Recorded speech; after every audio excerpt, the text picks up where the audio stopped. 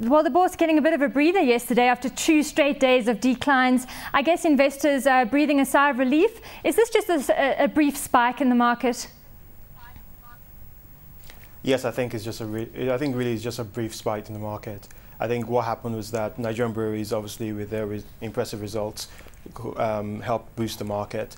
And also there's a bit of an up outlook on the bank recoveries being done by some of the banks that are bailed out by CBN. But I think overall it's really just a slight blip. Of course, Zenith Bank leading the gains, over 0.75%.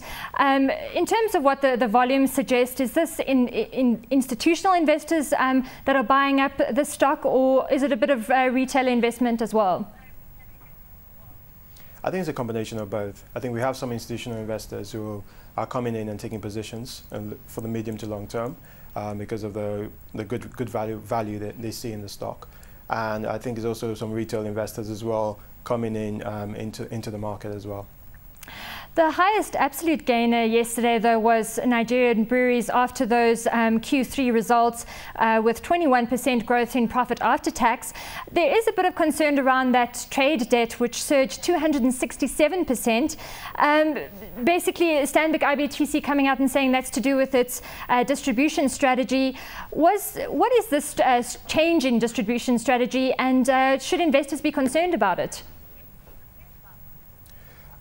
I don't think investors should be concerned about it in the medium to long term.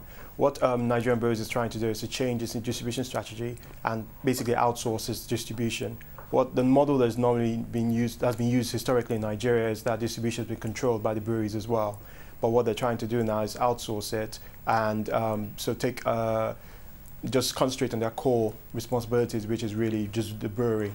And I think what they have some initial costs that they have to pay because of doing the outsourcing phase. But we see in 2010, 2011, those costs will come down. For its competitor Guinness, things sort of went the other way, the stock losing to Naira yesterday. Was this a case of investors switching over to Nigeria Breweries?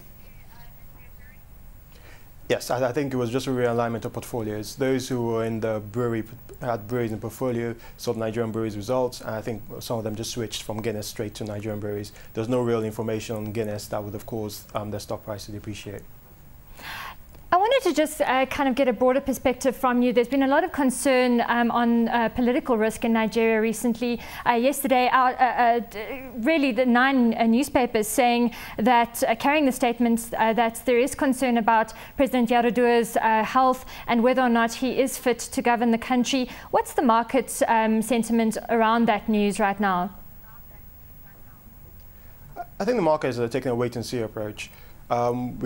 The ruling party, the PDP, and the Federal Executive Council yesterday have stated that the country is being run, meetings are being held, and the VP is standing in a lot of the meetings for the president. Now, the main political risk that a lot of the market is looking at is, fair enough, the vice president is standing in for the president, but executive powers have not been handed over to the vice president. So in that state, what the market is waiting for is a definitive, definitive message from the president directly to show that he's recovering and he is in full control, or for some sort of executive powers to be handed over to the VP, so the VP can act in the state of the president in all matters until the president can come back to the country. Just looking at the oil sector, there's been a bit of news with South Korea saying that it's going to invest quite substantially in the Delta region. What impact does this have for oil marketing stocks? It's interesting because we've heard this story before. When KNOC, the Korean National Oil Company, bid for some of the oil blocks 2 or 3 years ago under the Obasanjo government, they promised to do massive infrastructure investment in power and also in transport.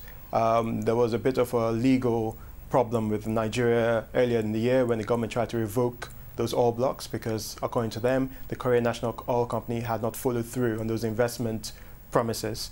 It went to court, and I think it's now trying to be settled out of court. I think as part of follow-up out-of-court settlement procedures, Korea has come to reaffirm that they will make those investments.